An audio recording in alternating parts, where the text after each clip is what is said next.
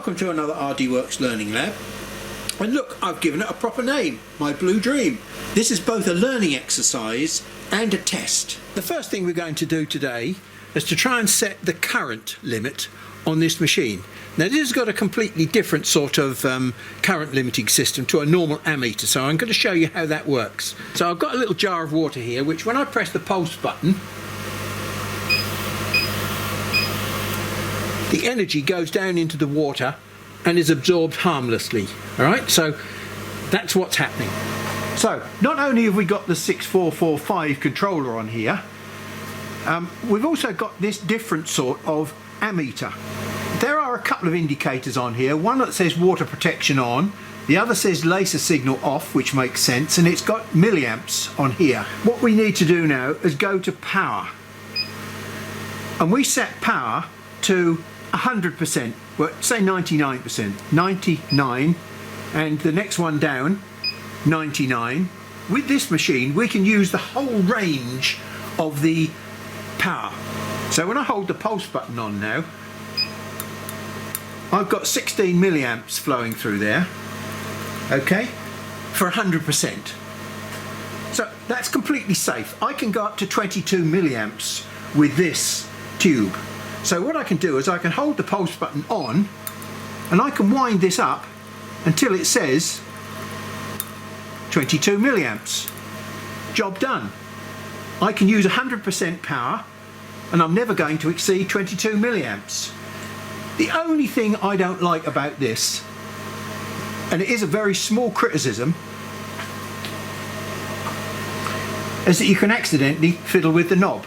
I somehow wish that there was like a little locking mechanism on the side here that I could somehow clamp onto there to make the knob fixed once I'd set it.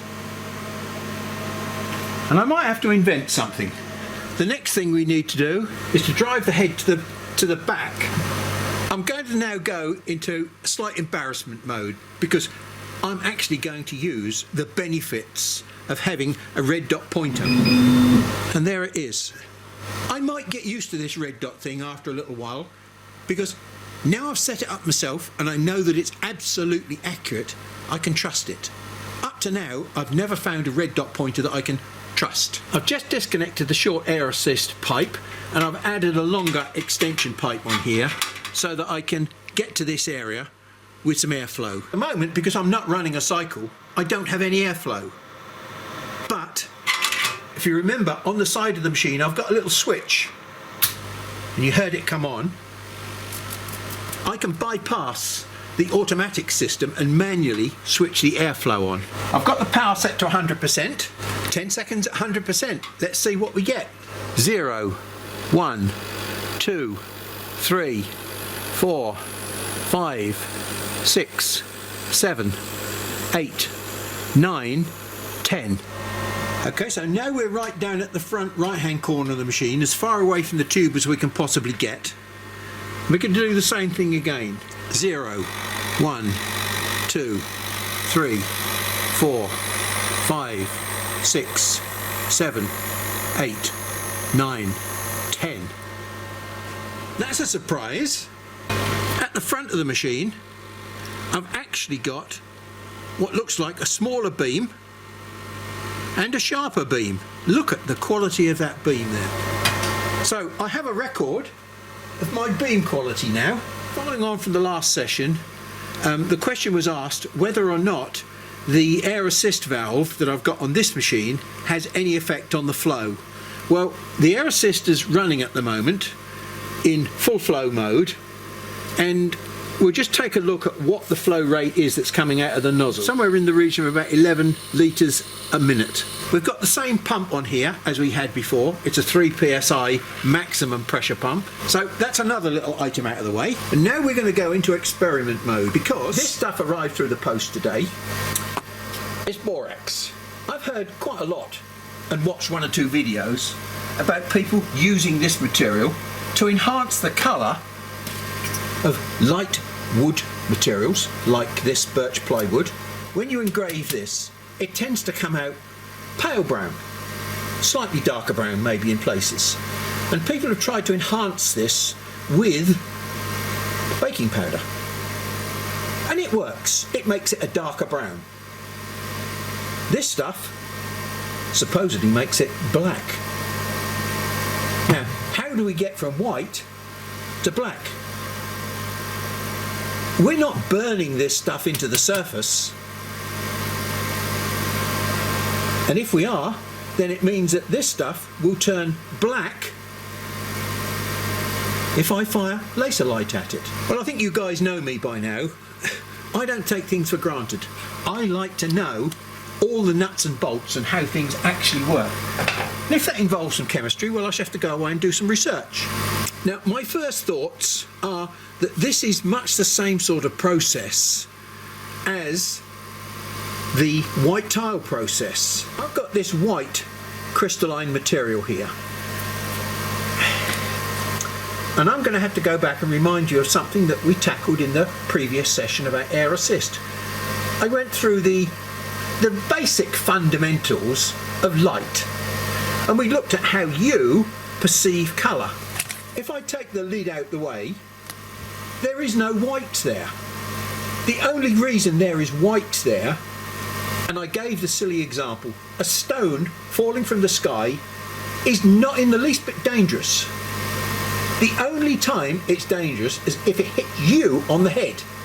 Then you get an energy transfer from the stone to your head. Well, that's effectively what's happening here. We've got light coming from the sun or from somewhere, and it's travelling through space. It's doing nothing at all. It's very happily travelling forever and ever and ever. But when it hits a solid surface, it loses its energy. Now, not all the energy from the electromagnetic spectrum is being absorbed by this piece of plastic. Radio waves, X-rays, gamma rays, sunburn, ultraviolet light, they're all passing right through this, unaffected. Only those rays that you are sensitive to happen to be reflected off this surface.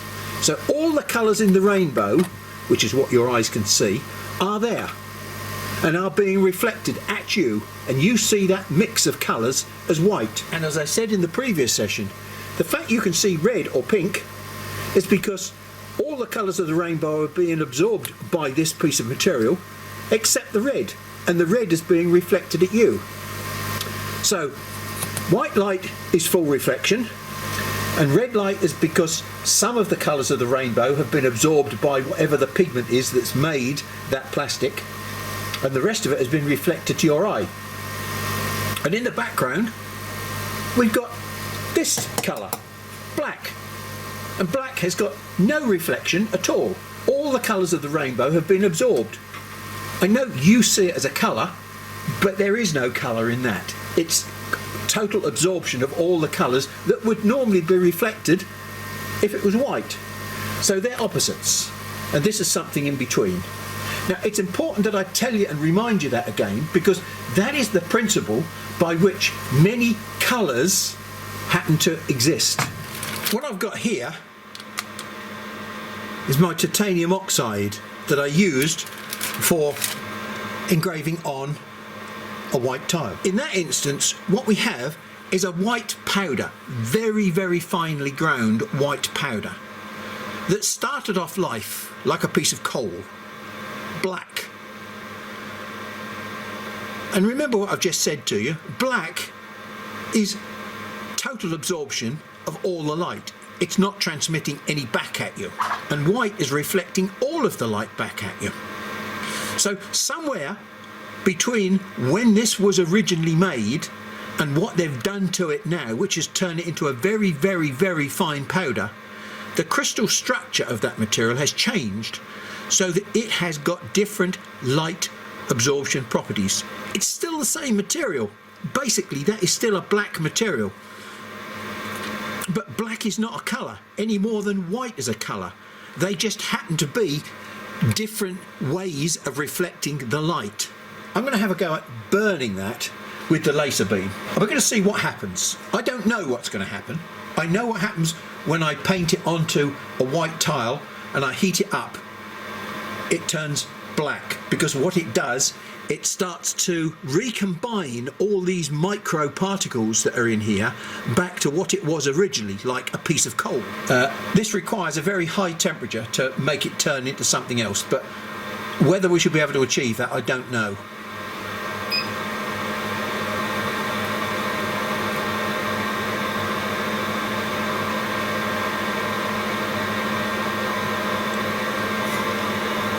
Okay, so what have we got here? Look, we've got a piece of coal. From white material, we've turned it back to what it was originally, black material. And that is how the Nicky Norton process works. So I'm thinking that it's much the same sort of process with borax. So we'll do the same test with borax.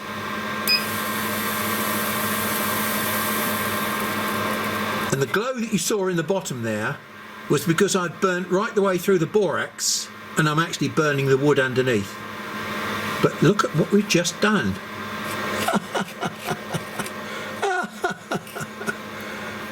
Let's just see if we can dislodge that, can we? Oh, we can, look. Yeah, the only black that's in the bottom there at that hole is because of this soot here. But that's rather interesting, isn't it? Look at the colour of that. Let me just clear that out the way a second. And I'll just do a quick burn on here.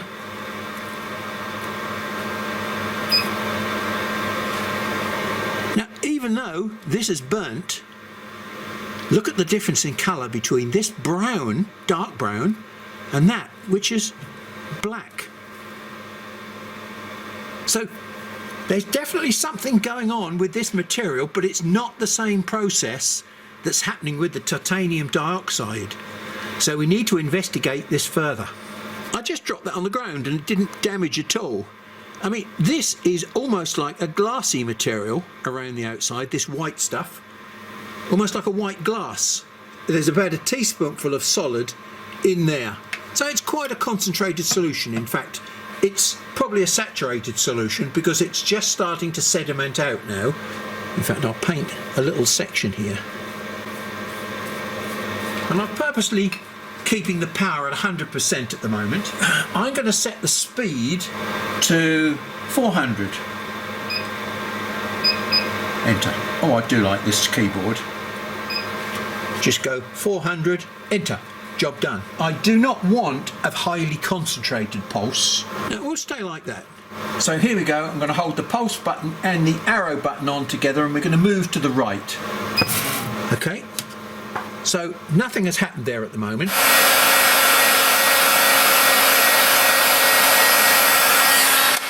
More or less dry, just damp. Well, I think that says it all, doesn't it? That's amazing. That would be the natural colour, and that's what we've created. The interesting question is, why? Let's go and see if we can analyse what that effect is. We need to look at this under the microscope. Now, what you're looking at there are the fibres of the wood. So let's just move to here, where we've just done some damage.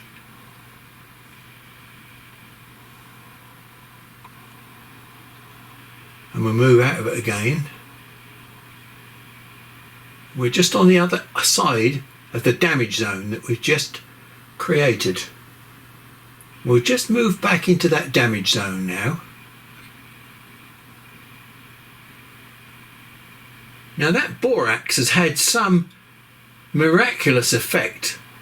Now, from being very nice long thin strands of cellular structure material, you saw them, it was a tube, it was just a long strand of material. Look what's happened, it's decimated it in some way. It hasn't burnt it, it's selectively burnt part of the structure. It's almost as though it's taken the soft part of the cellulose away and left the lignin, which is the outer cell wall structure, behind. Look at it. It's just, I'm just going to change the focus again so we can move in and out, and you'll see what I mean. It's 3D. It's created a 3D openness to the fibres on the surface. So if I start going deeper, I should get back to the original grain structure that's underneath. And look, there it is. See, they're long tubular things at 45 degrees, and yet the ones on the surface which have been affected by, I mean, look at all this stuff here. Look how open the structure is here. It's turned it into a skeleton. Now, it has changed the colour of it. I'm not so sure that it's black. It just looks black to the eye, but it's certainly doing something quite significant. It's not normal burning, because I'll show you what normal burning looks like. And those little bit of black and slight scorching, you've got carbon in there and some scorching on the surface, which is creating the impression of a brown burn. But as you can see right close up, it's not brown. It's mainly white. Look, here we are. We're just about to go back onto the section that's affected by the borax. And look what it's done to the grain structure on the surface. I'll just move through it. Look, you can see it's created a 3D-ness. It's decimated it into a skeleton. So the mechanism that's taking place is nothing like the same mechanism that happens for titanium oxide. There's some reaction that's taking place between one of the chemicals that's in there and the wood fibres. Now, the fact that it's taking place on fibres, organic fibres, means it's not going to work on a white tile, for example. So I'm sure I've got a piece of white tile I can experiment with just to prove the point. I mean, there's a classic just there. It's beautiful, isn't it? It looks lovely, but let's just put it in and out of focus. It's like a rotted tree trunk, isn't it? Just before I left the workshop, I did something else as well. I thought, I'll save myself some footsteps. And I did the same thing on a piece of MDF. MDF is not natural wood. It's a mixture of wood fibres bound together with some sort of plastic binder. Let's have a look to see what MDF looks like. Oh.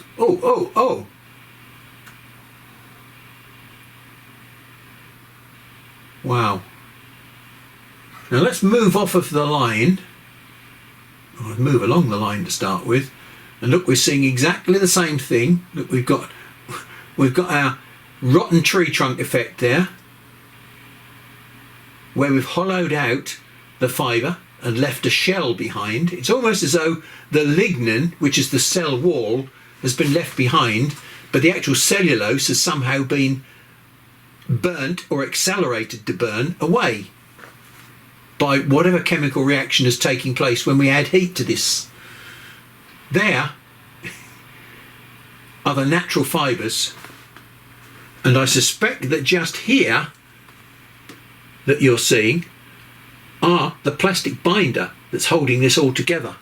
So you can almost see the cells in these fibres, a bit like a snake. It's in pieces, look. And yet if we go back and have a look at the line itself that we've just damaged,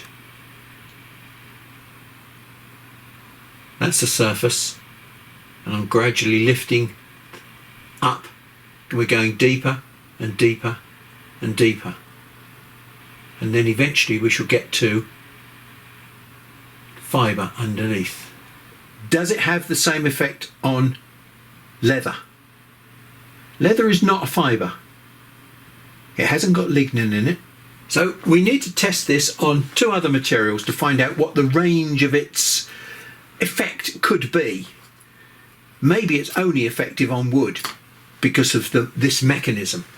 So we'll test it on some leather, and we'll also test it on a piece of white tile. Well, let's try the leather to start with, shall we? Now this is just ordinary soft leather on this side, almost like a chamois leather. And on this side, it's been treated. Well, I don't think there's any obvious difference there, is there? And then we'll run across this the same. And I think you'll see that the effect is nil. So it seems as though this stuff somehow wants to attack cellulose structure only, not other organic materials. Okay, so that's nearly dry now. And wow, look, that makes a big difference. The only thing that I noticed is, look, it's a very delicate structure that will rub off. So those rotten tree trunks that we saw are pretty unstable on the surface.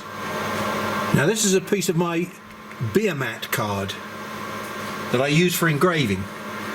It'll be interesting to see what this does. Let me change this lens. Okay, so this is a 254 PPI image that's printing out at 254 dots per inch, obviously. And I have prepared this piece of wood with borax. And I have to say that the contrast on this is substantially better than I've seen on any other wood that I've ever engraved with this image. So two things I hope you'll notice. Number one, I've created a sensible, better engineered cross-flow air assist for engraving. And secondly, the illumination on this machine is underneath the gantry. So you can see what you're doing. It's not at the back of the machine trying to blind you all the time. We'll leave that cooking and we'll come back and see it when it's finished. Considering that's a piece of bolted birch plywood and there's a grain through it, as you can see, which obviously changes the texture and density of the colour from time to time, that's still a pretty good image. It's much darker than I've ever been able to produce before on a piece of plywood, and we're getting some really nice detail here. I know it's pretty faint, but hey, it is faint because these hairs disappear away to nothing. If you get this engraving wrong, you can't see these little fine hairs here, down here, and these here behind the dark hairs. They disappear. So that's a pretty good image, and it's a pretty good test of this machine. I haven't got to test this machine to death because it's a bit like putting on a glove that's already been warmed up for me. You know, I'm very familiar with the machine. This is just wonderful. Just another little detail I forgot to tell you about. So when I manually override, the fan comes on as well. In addition, we have got a little switch here which allows me to turn the air assist off and on and regulate it to a certain extent. Okay, now I did say that I've got my new air assist on here for engraving, on the engraving nozzle. And look, it's as simple as this. Just disconnect the pipe. So it's permanently attached to the nozzle. Just a little aluminium frame.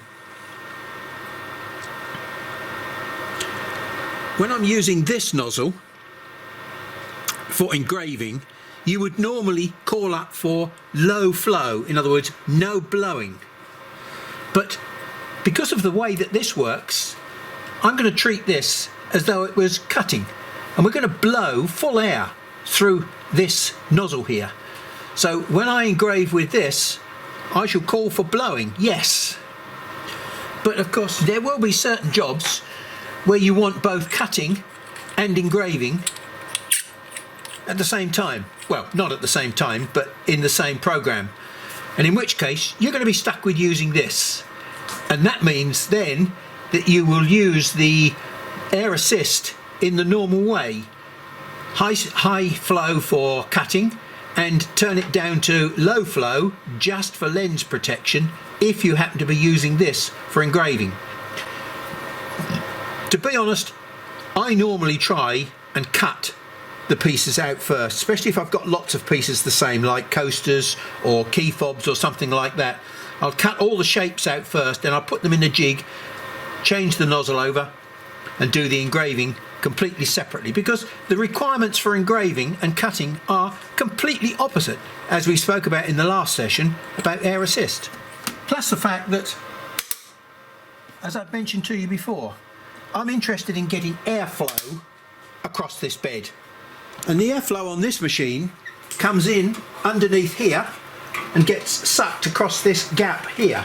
So this is like the gap underneath the door that I used to have. So I close the door now and my air can still get in here and blow across the job, because obviously my suction is at the back down here. Now, because this is made up of dots and not lines, I was a bit worried that this borax, because of the way it destroys the structure of the fibres, that it may well be that it will smudge. As you can see, it has marked my fingers, but it hasn't smudged the job. So I'm pretty impressed with borax.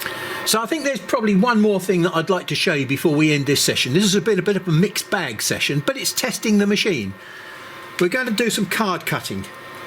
But hey, I can't cut card on this flat bed. And previously you've seen me manufacture my own pin bed. Well, I've gone a little bit different this time.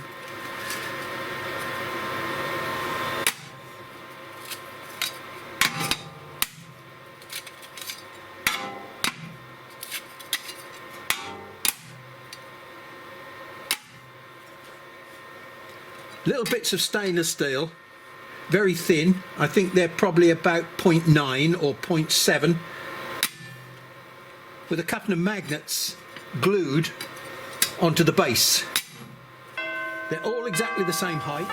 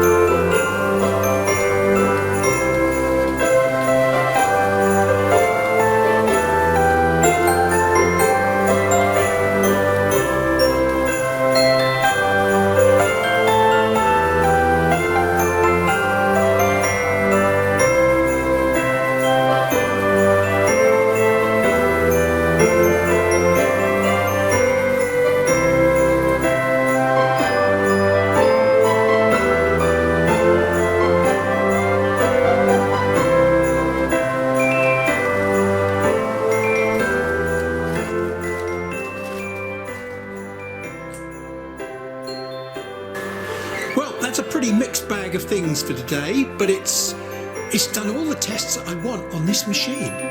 I don't need to keep testing it to death. I'm extremely happy with my new Christmas present. So to close down, I can only wish you all Happy Christmas and season's greetings, as the card says.